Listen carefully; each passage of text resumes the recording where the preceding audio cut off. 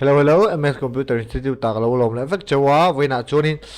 hetianga thalak in an insert khani Microsoft Word ta khan in an choice on theilo ve thinem ka engting nge kan choice on anga kan du na kan da thiang ti kan lo en chin don ani Word ta hian in thalak hi ti hian a choice on theilo wa a chan na chu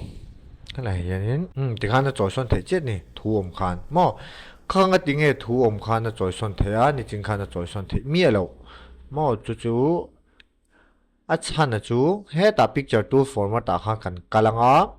text wrapping ti lo om don ani oh he la ya sira hen text wrapping ti lo manga chuanin tu na khanin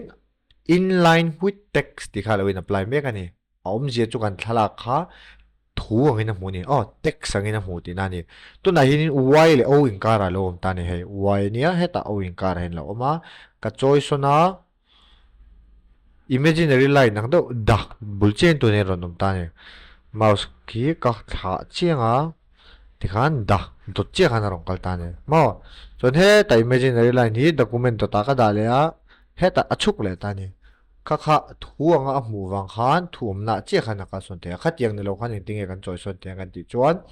text wrapping a hianin inline with text ti lo ho kan man hian a choi son te don ta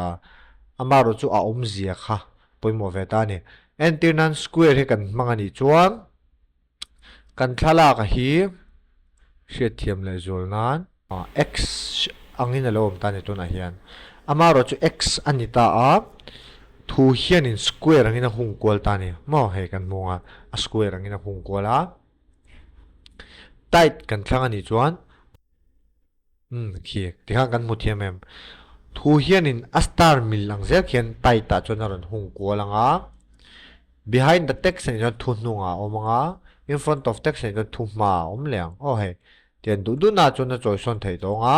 thu hi om lo pon ni se tu na chon text wrapping kan man sim sim ka chuan a choi son thei donga chuanin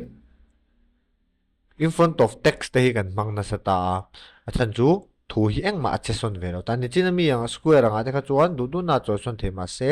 thu hi che son ve zela in front of text a chuan thu chunga aron nom to wang khan du na kan choi son te he ta akila te mo